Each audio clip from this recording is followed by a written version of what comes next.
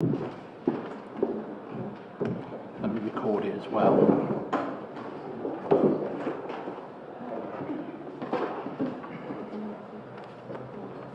It's going live on YouTube. Let me just make sure I turn my volume down. Everything.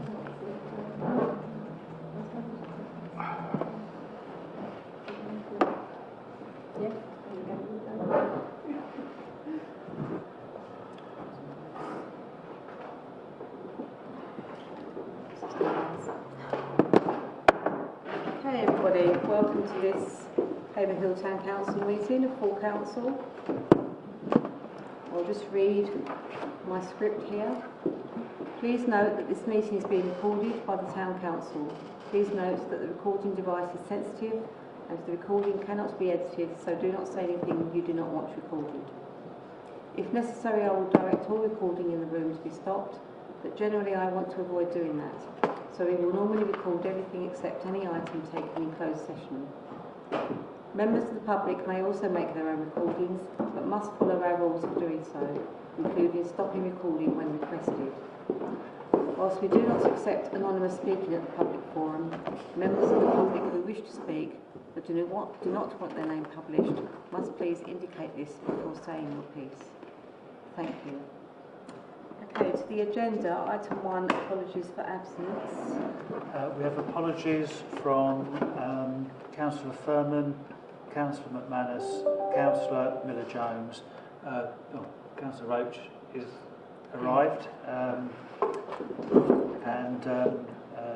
Yeah. Okay, and to note for this meeting that Councillor Crooks has resigned, so we now have a casual vacancy on the council, which has been announced. Thank you. So item 2, declaration of interest and request for dispensations for members to declare any interest they may have on items on the agenda and agree any dispensations to stay. Are there any? No?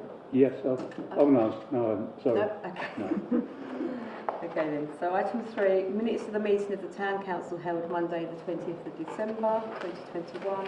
To confirm the minutes of the council meeting held Monday 20th of December as correct records. May I have a proposer for that, please? Councillor Hanlon.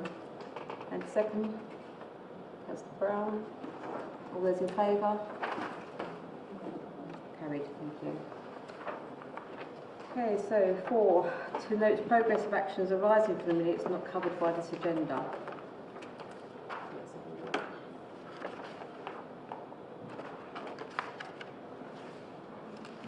There's item C21184. Yes, so I spoke to the elections officer who looks after community governance reviews. They are arranging a meeting with clerks to give a further briefing, but the terms of reference seem to be quite clear in terms of what can and can't be included. In the case of Hampshire End, there is a potential for warding to be considered. That's around the issue that for Withersfield, the villagers of Withersfield Village are outnumbered in the electorate with the people who live at Hampshire End, which is an urban extension of Haverhill into Withersfield. And obviously they're about to build a whole load more houses there where the science park was going to go. So they would like to see preferably a request come from people who actually live in the village of Withersfield, but they will consider proposals around warding. The idea of warding, just as happens in Haverhill, is simply to ensure that each area has some representation. Without warding, it's perfectly possible that Hampshire End could elect the entire parish council and nobody from the village itself would be representing that half of Withersfield. So warding means that the people of the village would elect some councillors and the people of Hampshire End would elect some councillors, which makes it rather more fair, guarantees the voice of the villagers. The matter of the boundary with Essex, in terms of petitioning for that, the guidance from the local council boundary commission for England is that they would only consider a boundary review of a principal area such as a county council if all the parties involved, i.e. Essex County Council, Suffolk County Council, Braintree District Council, West Suffolk Council, all agreed to review that boundary. And we already know that Essex County Council and Braintree District Council have said that they're not interested. I don't know why they're not interested, but they're not interested in reviewing that boundary. And it is outside the scope of a community governance review. It's done by the Boundary Commission, not West Suffolk. Okay, Councillor Burns. Yeah, just to let you know, I'm actually on the CGR review group, and Councillor Smith was there as well the other day. Much as you said, Colin, there are primarily two areas of problems. One is the central area, which we know has got a very small parish ward, and also the west area, because it's not coterminous with the county divisions anymore. So they're suggesting adding yet another ward to the town council, which potentially would increase our election costs, or we fix it properly, which is obviously my view. In terms of the county boundary, yeah, that's exactly what was said. Very disappointing, because that's exactly what I asked for in 2016-17, which nothing has been done about from the successors to St Edmundsbury. We've also, I've asked for all the election data that I normally ask for to do the analysis of street by street, because it's not just a case of mucking around with central. We have to look at all the other side of things, including the fact that the house building on the north west and north east is not progressing as fast as they thought it would. Those figures apparently come from West Suffolk's housing department, who, to my view, don't actually know what's going on in terms of physical house building. So that's a big problem. Colin mentioned about obviously the research park, and that is a pain. But more importantly is the pain is the fact in 2016-17, when I was on the last CGR, not once did they mention that it could be another 10 to 15 years before they look at it. They're now claiming that is what was said, and it wasn't said. I think the clerk was there at the time, and other councillors I've spoken to since said, no, that wasn't what was said. He said, you know, we can't wait 10 to 15 years when you've got massive house building to decide what's going on. The petition process for the research part, yes, they like it to happen from the village, but we can petition ourselves if we want to. So it's something we maybe need to look into when we maybe look at the wards and see where we are. So if you've got any questions, if that's not the right thing, if you've got any concerns you want to raise, you know, chuck them my way, and I'll raise them up at the CGR reviews. Thank you. Okay, thank you, Councillor Burns. Okay, so we'll continue with the matters arising. Go page 226, there's nothing. 227, I think it was just the dates of the next meeting, wasn't it? I think you've all got access to the calendar for your Outlook diaries. Okay, lovely. And then on page 228, we've got RFO. Well, that's the agenda item. That's the budget report. That's fine. Okay then. Should we sign these?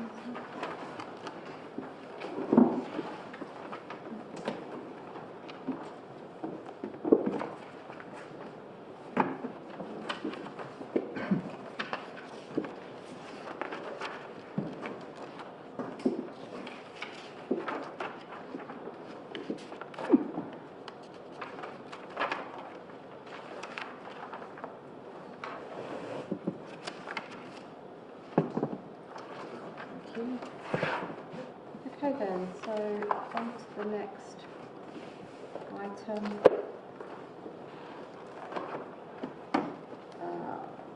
item 5, reports from district county councillors on issues pertinent to Haverhill and the public forum. So we'll start off with the police. Has anyone got any reports from the police? No? Councillor Burns? Only to reiterate what I put in my report about the section 35 area for the north of Haverhill. I still haven't had any response from the police directly, other than they issued a press statement to the press. Unfortunately, they haven't bothered contacting any local councillors to tell us what's going on. I know it indirectly from other sources, so I have asked them to give us a full report on why this has been necessary, because section 35s tend to be, based on information given to me by another source, tend to be towards the last resort, to allow them to then disperse people with threat of arrest and stuff. Thank you. Okay, thank you. Councillor Hanlon? Yeah, just on that point, Councillor Miller-Jones and I went round in that area today and knocked on a few doors.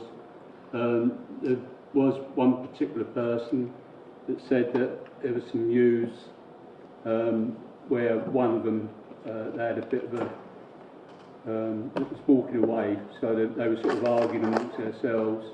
The police were very good, and they came and sort of broke them up, but they said it's sort of ongoing. There's normally beer cans around that area. It's around where the play park is, on Rushmere Place. Yeah. Yeah. And there's a lot of litter as well they complained about. But they said that the police are very good. That there's bins been burnt in the past. This is about a year ago. But I think it's an ongoing problem. What the police are going to do about it, I don't know. Personally, I think there needs to be some sort of youth club in that area, really, to try and occupy the youth's mind, really. That's my personal view, and Councillor Jones as well. Okay. Thank you. Thank you. Any other comments from anybody? Or? No? Okay then, so we'll go on to the next one, county councillors. So if there's any county councillors wish to speak? That's all right. Excuse me. In addition to a lot of the things that Joe put in his report, we've had some bits and pieces over in the West Wall with out of non-working street lights, especially around some of the walkways. They're not owned by Suffolk County Council. They were never adopted, so it's back to the developer. So County Council are now going to take it up, contact the developer and try and get them to repair them. But the county cannot repair street lights that they don't own. But it's been identified, and we think we know who the developer is that was responsible, so they're dealing with it and trying to chase it up. Okay, thank you. Any other comments or questions? Councillor Hanlon, please. Yeah, just on them street lights, they've been changing street lights in Dove House Road. I've been on to the county council, particular person there that's dealing with the lights, and first of all they left 6, but there's 2 particular lights that I've got in touch with them again, because they came and done for them. There's 2 particular lights that I've been in touch with them again, but they haven't replied that they've not done. They've left for some reason. I don't know why. So I'll have to get in touch again and try again. Okay, thank you. Councillor Burns. Yeah, I was only going to ask Councillor Roach, whereabouts are you looking at? They're up by Spring Close, up there. What was the Upper Acre? Yeah, up there. Yeah. Right, yes. I've also been looking into that. It turns out St Edmundsbury Borough Council back in 2000 and whenever it was, never put any conditions on adopting the roads, and nor did the developer have any requirement to do a management fee or anything like that, and County Council quite rightly have said nothing to do with us, mate. Yeah. And I've gone back to planners and said it's blatantly not acceptable that 15 odd years ago you failed to do your jobs, that the residents now potentially could be left with massive bills to repair. And it's not just the street lights, the roads have not been adopted either, which is totally contrary to what they told me 5 years ago when there were only 3 roads in Haverhill not adopted, plus the Cangle.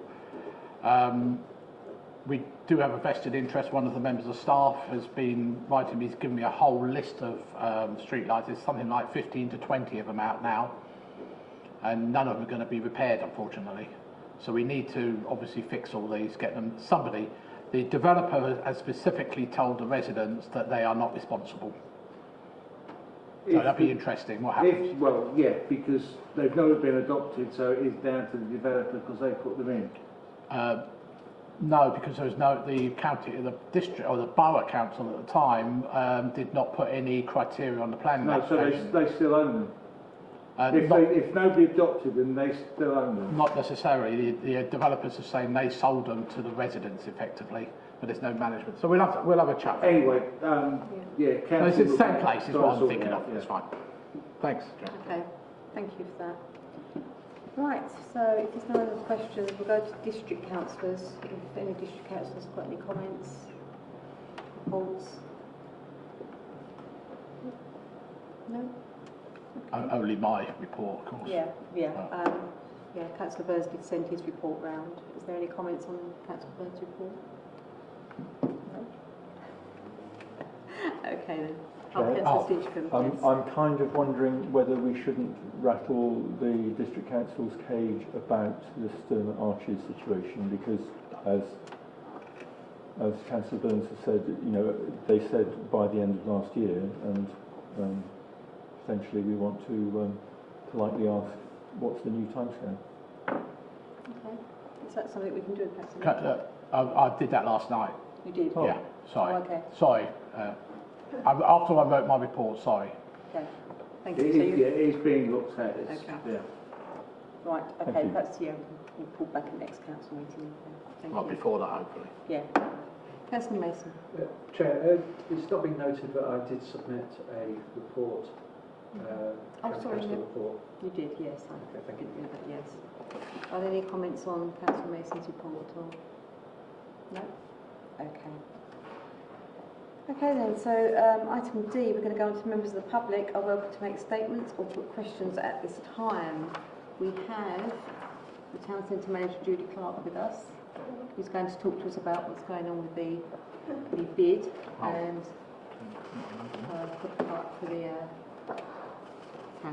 for the council rather, the town, what we're saying today. The bid for the town. I haven't got too much to say, but I think it was back in December when we came and we told you a little bit about our business improvement district at Haverhill. So does the microphone work? Oh, sorry, can you hear me? You don't need to move it. If you just speak up loud, it'll be fine. It doesn't amplify in the room. Sorry. Is that better? Can you hear me?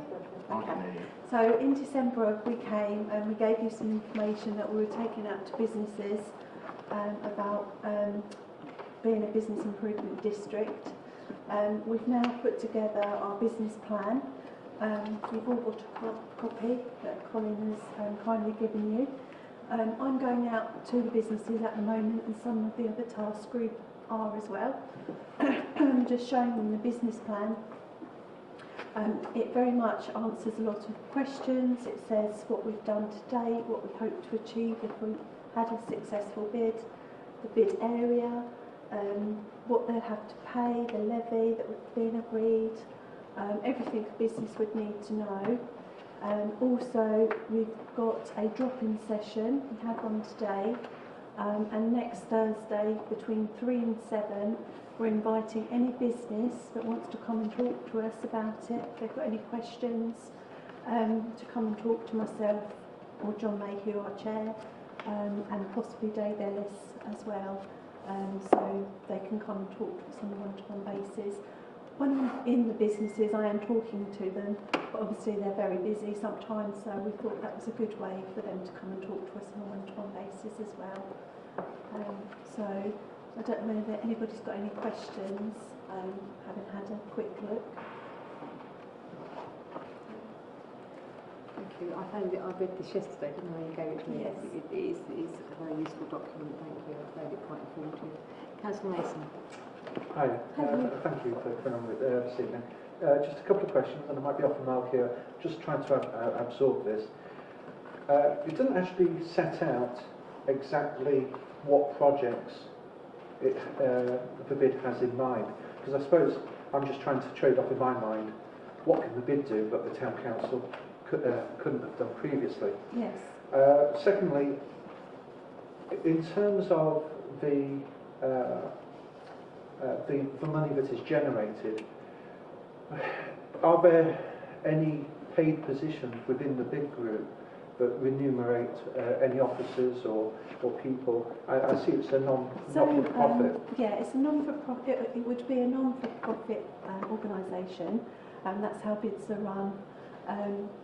Myself, as town centre manager, as if they decided to keep me on as the bid manager as well, would be a paid position, and the rest of the board is all voluntary.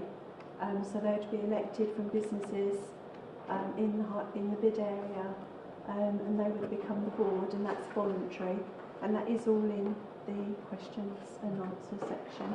So there was one question about the projects. Yeah. And then the other aspect is I'm a little bit nervous about the app. When you go onto the app, it includes businesses within the town centre. Is this the Law Free app? Yes. Councillor Mason? And it also includes Loyal Free of Newmarket and Bury St Edmunds, but it excludes businesses within Haverhill but aren't within the bid area. And to me that seems a little bit of a slap in the face if you just happen to find yourself outside the bid area, but within that app it's being promoted Newmarket and Bury St Edmunds. It doesn't really make sense in terms of supporting Haverhill. And I just wondered what comments you had on that. At the moment we have kept it because it's something that we would expect the bid money to fund in the future. We've kept it just to the bid area. If the bid is successful, businesses can join voluntary and pay a levy, all agreed with the board, and then at that stage they could also go on to the Law Free. It is something we have discussed,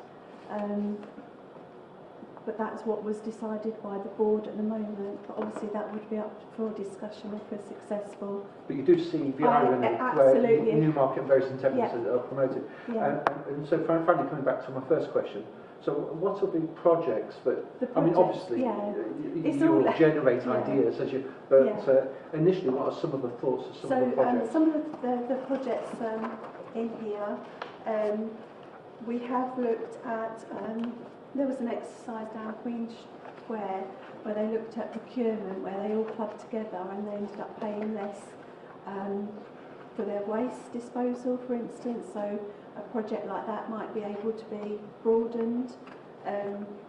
Social media marketing, we would hope that we would be able to put special deals in place for businesses and help them market on our own social media and with other business, like Star Radio, for instance. We've just been doing some work with them.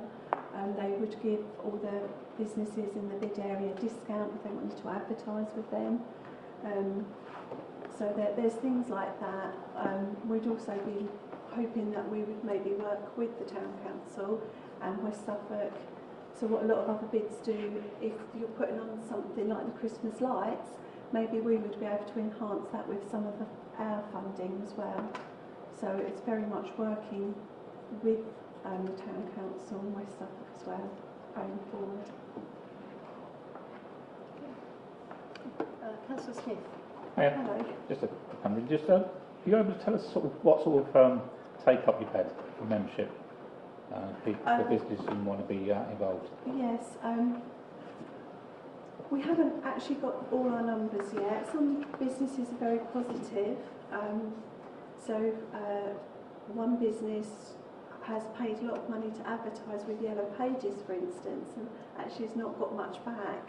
So when she looks at the cost of what we're proposing, it would actually be very beneficial. She feels it would be beneficial for us to help and support her business. So she's looking to maybe vote yes. But we're having these conversations at the moment. Obviously, it is a vote. People seem to be quite positive, but some people, I'm going to be honest, they don't want to have another additional cost, and they don't really see the benefit to their business. So I can ask then, how many businesses within the bid area have you managed to get round so far? So I've managed to do most of the top end of the high street to the middle, and then the next couple of days I'll be doing Queen Street. Queen Square's also been, Dave Ellis has been speaking to them. They're pretty positive in general. And when's the cut-off? So the ballot paper will be delivered and the vote will start on the 10th of February and it will end on the 10th of March. And then my understanding is on the 11th of March we'll know whether we've been successful. Thanks. Anybody else? No? Just following on from Councillor Smith. So you haven't told him how many there were.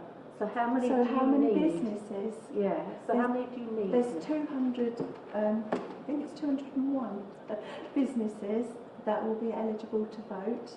Right. We need, whatever the turnout is, not everybody will vote, they find in bids. But we need at least 50% of those businesses to vote yes. That's the first. Yeah, I've only just had a quick glance, so I apologise, Julie. I know you've been pushing, and all the other stuff you do is good. I do have some worries about the claims about what the Heart of Haverhill has done so far, a lot of which was initiated by the Town Council using government funding. It reads very much as if it's the Heart of Haverhill has done things. I'm also concerned that we seem to have lost the Haverhill Retail Park, which West Suffolk tell me is because it wasn't considered to be part of the town centre, even though it had to undergo a retail assessment when it was built because of the effect on the town centre, and it was considered to be part of the town centre at that point. I'm also concerned somewhat about what is planned. I mean, it talks about the markets, for example. I'm chairman of the Market Review Group at the moment, and we, as a West Suffolk side of things, you mentioned the bid will promote and develop the markets. That is what West Suffolk are already doing. So arguably, it's not something you can do because you cannot replicate what has already been done by another entity. So I have some concerns about that. I haven't read the document properly. It took me a long time to actually find out what the levy is, but I've just read it's 2%. It's right, yeah. It's nice and and I know I'm only going it through very quickly. And of course, when it comes to the finances side of things, apart from yourself, of course, it talks about 50 grand for marketing. Well, a lot of the businesses already do their own marketing, and I'm a bit worried that we're replicating what they already do. Safe, welcome, accessible, things like Shopwatch, which already exist in town. Yeah. It may not have been taken up very well, but that's down to the fact the police were managing it and then stopped managing it. So I'm a little bit worried about the expenditure, but I don't get a vote on this. So, that's all I'm just going to say on that. Thank you. Okay, thank you very much for your comments. Okay. Can I just ask, it's really nice to see such a bright document, great photographs. Who took the photographs? They're all Goodwin's photographs. Oh, are they really? Our own photographs. Cool. Yeah, and really, they look great, don't they? Yeah, thank you. Yeah, we kept it local. Thank you for your comments. Thank you, Julie. Thank you for coming along. Okay, thank Much you. appreciated. Thank you. And of course, if anybody would like to come along to our drop-in event on the 3rd of February, you're all very welcome. Or if you want to speak to me on an individual basis, I think you have my contact details, or Colin certainly does, so please feel free. What time is it on the 3rd? 3 till 7. Yeah, next Thursday over at the Leisure Centre. Thank you. All right. Thank you very much. Thank you. Okay then, thank you for that. We'll go on to the next. Sorry. Yes. Dennis, do you want to say something? I do apologise. It's been a long time. So Dennis Wendell, Haverhill Terrific Tuesdays, Dementia Support Group, the Thursday offshoot, and the Haverhill Men's Social Group. I'm also a member of the Stroke Group and Family Carers Group. My three groups are running. We kept it going all through, mainly by weekly newsletter. I sent out number 95 this week, running out of things to say. But we were meeting in the recreation ground in summer and this sort of thing.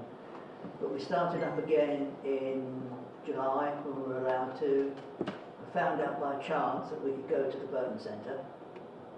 And so all three groups are there.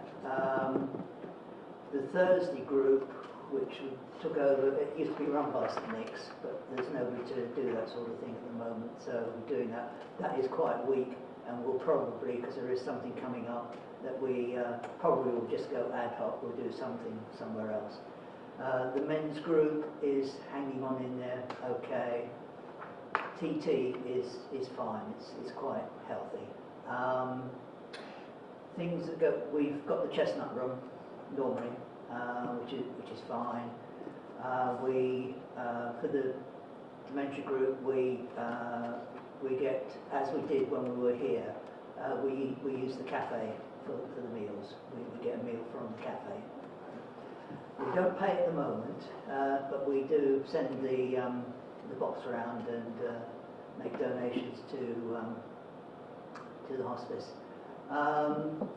Yeah, we've got a double whammy. One thing is that we've had to turn some people away because the lift in the library is still not operational, and there'll be a thing about who's in charge. And the chairlift is working, but there's no one to operate it because I haven't got any staff to operate it at the moment. So I've had to turn people away, which is why I haven't updated our profile on Suffolk Infolink, because until we've got that sorted, there's a lot of stuff to put in. We've got a double whammy coming, because I knew this would be coming, because it's part of the course. We are going to be charged by the hospice. That's okay. I don't know how much yet, but I do know now it's going to be, I was told last year it will be early this year. It's going to be April, but I don't know how much yet. So we'll switch to a proper contract and everything else. And we'll get that sorted. So TT will be fine. Thursday group will fold as far as that's concerned, because we won't be able to afford it. So we'll go somewhere else. The men's group will probably hang in there. And the double whammy is that some of you may know, it's not been published yet, but Sue Ryder have lost the contract for supplying dementia services, backup services in Suffolk. They're still working now. We had our navigator this week, today actually.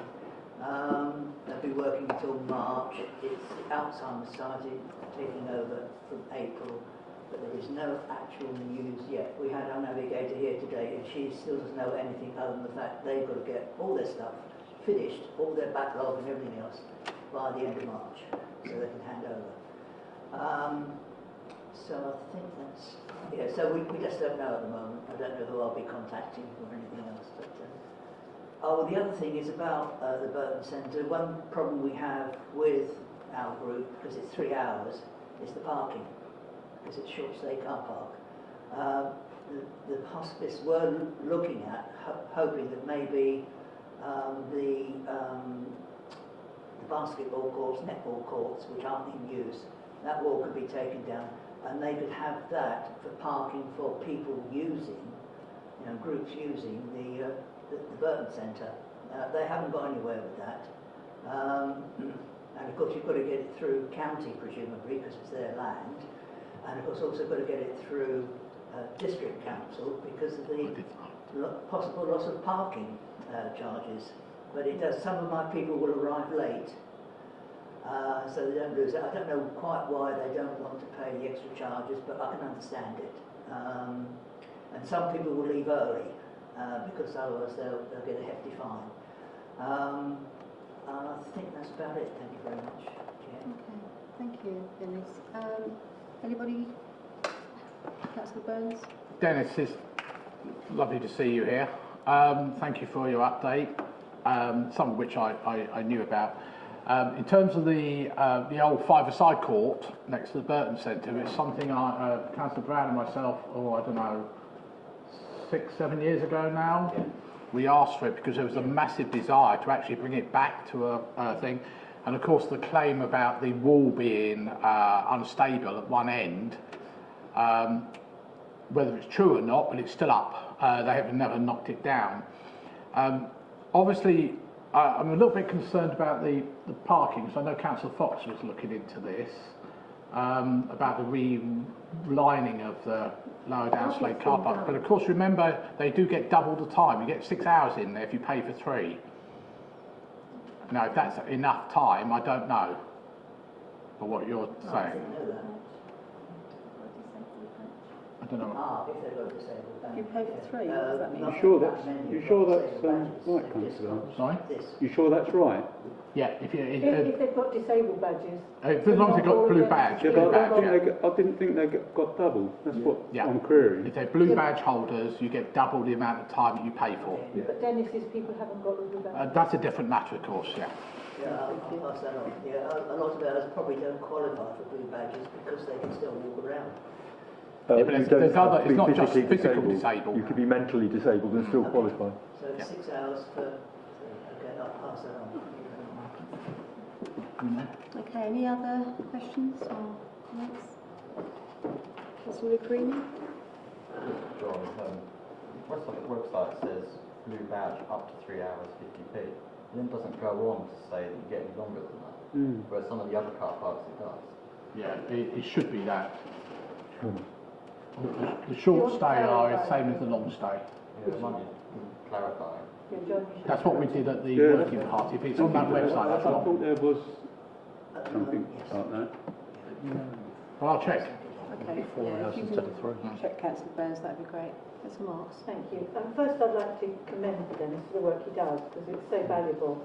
And despite all you've gone through, you still, keep going and supporting these people who really wouldn't have any support without you. But do remember that we have locality money, Dennis, and we can't use it for revenue streaming. But if you've got a project that you want to do something, I don't know, we can maybe take them to the coast or something. Do come back to us. I can't imagine there would be any council in this room who wouldn't support that. So please remember, we do have some funding if you need it. Yeah. Sorry, just that one of my members today decided to park in the long stay car park where the drop-in centre used to be, just past the Rose and Crown, and they walk. Yeah.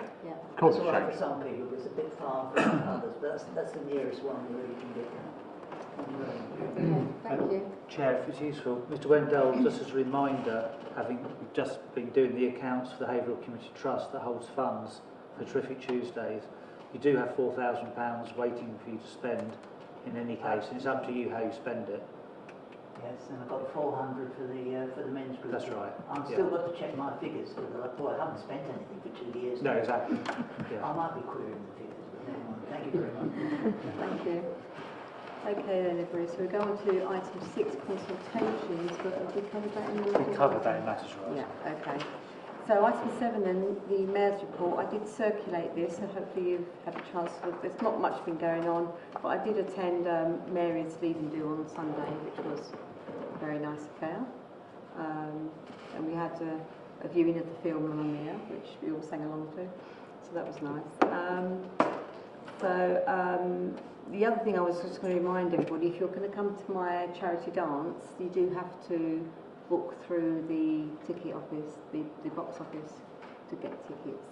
Okay, so rather than just sort of email Vicky and say you're coming, you do have to book tickets through that. And if you can do so before, I think she's RSVP before the 3rd of February. That would be fantastic. Okay. Any questions on my mayor's report at all? No? Okay. Right, so we go on to item 8, One Haverhill Partnership, to receive a report from the clerk on matters related to One Haverhill Partnership. I don't think there's anything to report, to be perfectly honest. I don't think we've had a meeting, have we, since last time, actually? No, okay then. Councillor Mason. Just one query on that. It's something that I've mentioned before.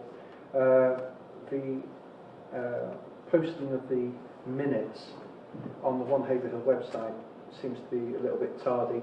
There was a meeting on the 2nd of December, and I would have probably expected the minutes to have been up there by now, which would just be helpful.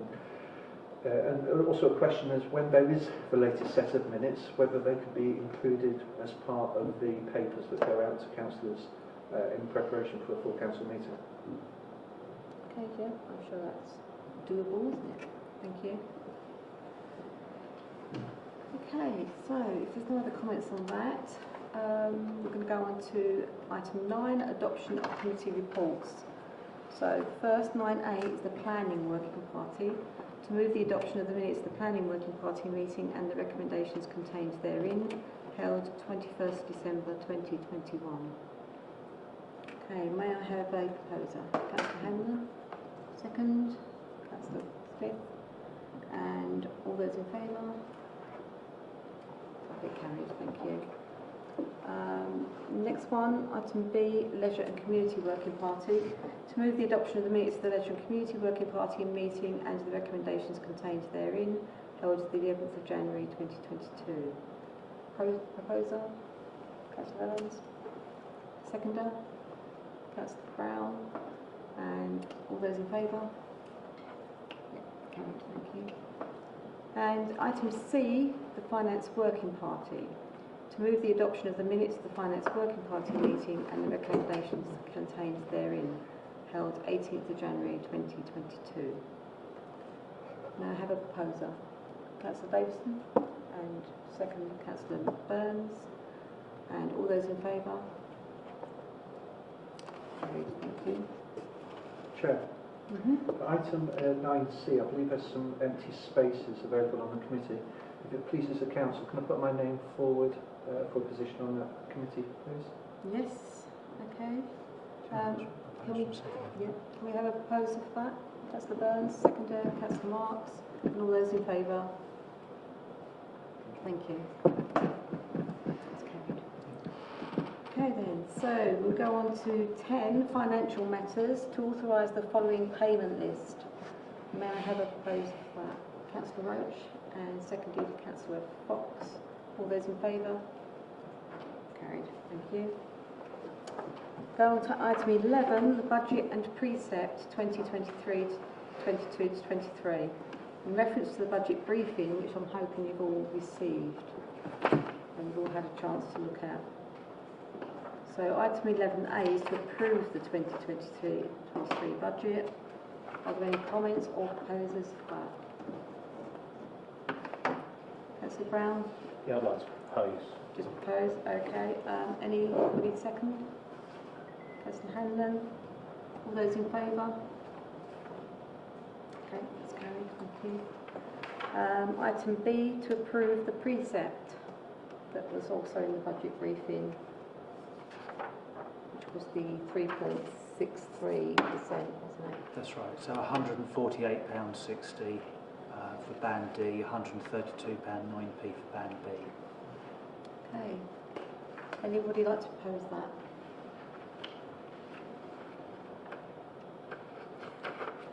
Yeah, sorry, Councillor Hanlon. I would, looking at the finances that we've got,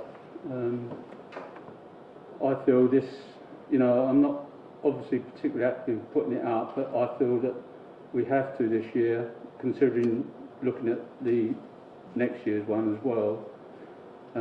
We need to put some, and I think it's not very, it's only 10p increase per week, but as I say, sometimes that can affect people, but I think 3.63 is a very, very fair increase.